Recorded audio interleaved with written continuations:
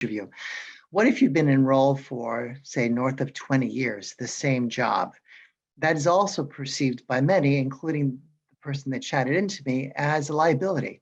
I've been there for too long. They won't accept me anywhere else. A, is that a common mindset? And B, how do you break that mindset? I do think everybody's mindset is evolving. Not everybody thinks that. Now, in that case, you're probably very valuable in your own world. So if you've been in a job in one industry for that long, there are other ancillary industries that still would like that experience. But my comment is talk about what you've done recently. It still doesn't matter. And other things in your life. So you might have been in a job for 20 years, but in the last year, you totally restructured the company, or you have other things that you've done that make you valuable in today's world. So you don't have to talk about 20 years, but talk to your value and why you. So much of this, Tony, is headset. If you're perceiving that already, then people are going to see that in you. If you're perceiving I've been in a job too long, I can't get a job, and you're interviewing, people could see that. Guys need to change your headset and take that off the table and just approach this with your value, what you bring, and where you could really help an organization grow. Because a lot of times I see it. I can see in 5 minutes when I'm talking to executive, if they feel downtrodden, if they feel they can't make a change, or if they feel nervous about this, which I get. Believe me, nobody gets excited about a job search. Nobody. Hey, sign me up. I want to look for a job. Okay. But a lot of this is get it out of your head. Know your value, know your brand, and go for it. And people will see that instead. Wonderful.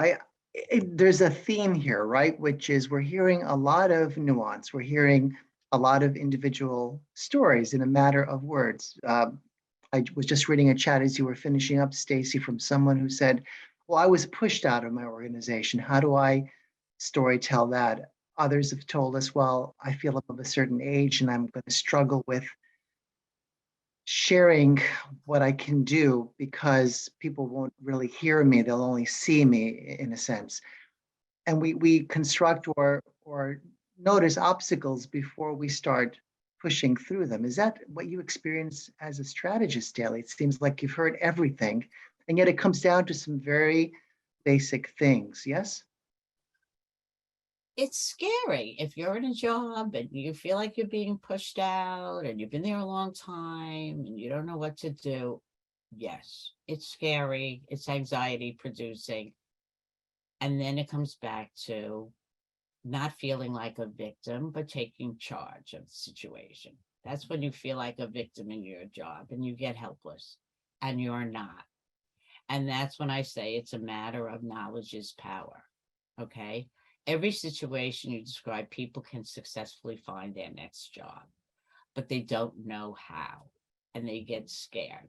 I will say this is the best time to be looking, because a lot of the old ways of thinking are going out the door because there's a war for talent out there. All right. And it gets back to your headset too.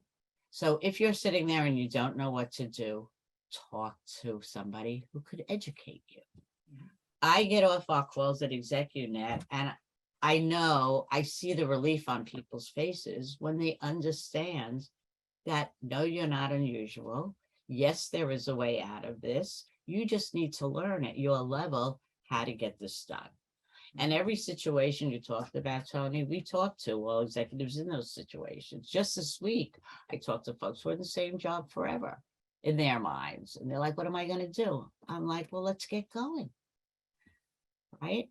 So yes, can you do it? But you need to find the right resources. I talk to executives all the time that need to look, and then they go to a resume writer who is writing a resume that they could have written 30 years ago.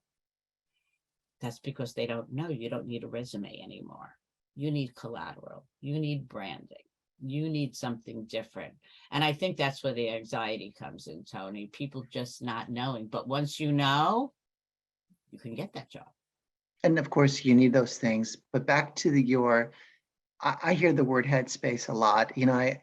If someone out there who's listened and picked up anything from this talk, it's, we give you a place to get out of your headspace. You could start there with us, and from there get a SWOT analysis of your job search strategy, and then keep going if you choose. So I know that Kim and Sophia chatted a link earlier as we were talking.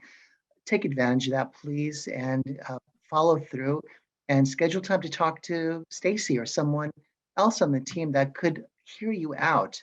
It's a wonderful starting point. It kind of cleanses things, gives you some clarity. And from there, you can structure an approach for getting what you really want and deserve.